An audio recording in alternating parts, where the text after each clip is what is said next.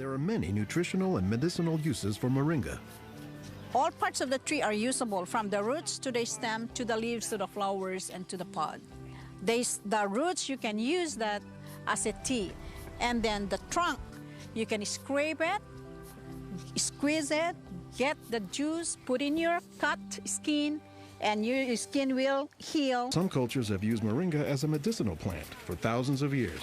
McClatchy says moringa is worthy of its reputation as a tree with unusual nutritional properties. Thank you. Moringa is one of these trees that is a multi-purpose plant that fulfills such a high percentage of kind of basic needs that when people get used to using it, they really can't see what it's like to live without it. And many cultures don't. Dr. Mark Olson is a botanist and a leading expert on moringa. He teaches at Instituto de Biología, Universidad Nacional Autónoma de México in Mexico City. Here, he is visiting a new moringa farm about 2 hours outside the city limits. So they've just planted these here, and soon they'll be nice and big. Olson says that while moringa can grow in places like Mexico or Hawaii, the tree is native to arid subtropical regions, places like Africa and southern India, hot places where moringa has proven its persistence.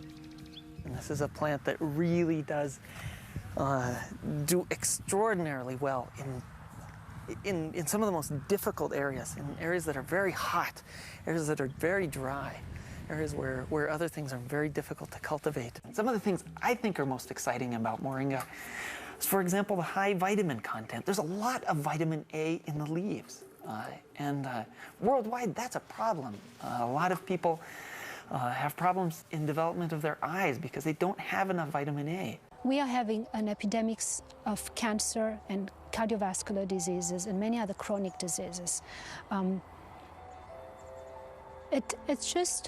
It's because we basically do not eat what we are supposed to eat. Most of the plants are famous for a particular type of nutrient, like for instance the orange or the lemon is famous for a high content of vitamin C. The spinach, for instance, on the other hand, is famous for its iron content.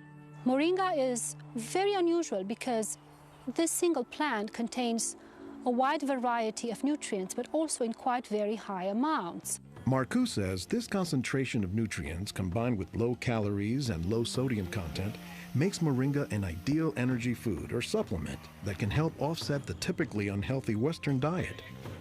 Many of the Westerners are also deficient in antioxidant and anti-aging substances that are mostly found in plants. Antioxidants, according to the National Institutes of Health, protect the body's cells and may prevent cancer. And Marcoux says moringa is a treasure trove of antioxidants that happen to work hand in hand. Antioxidant substances and antioxidant vitamins work together in the body. For instance, it's known that selenium works better in the presence of vitamin E. Moringa has high amounts of selenium and has also vitamin E. While many plants contain antioxidants, Dr. McClatchy says that moringa is also high in the nutrients we usually associate with meat. Moringa is well known for being a good source of leafy green vegetable protein. And you don't get a lot of protein out of many vegetable foods other than like beans and things like that. So getting it out of the leaves is really a big deal. According to the United States Department of Agriculture, moringa contains 18 of the 20 amino acids, building blocks of proteins that are found in the human body. And says Marcoux, moringa is one of the few plants that contains all of the essential amino acids. Moringa contains all the 9 essential amino acids that actually we cannot produce. Their presence, but also their ratio, is very beneficial, and it is estimated that this ratio is very good for absorption and for being bioavailable to our bodies.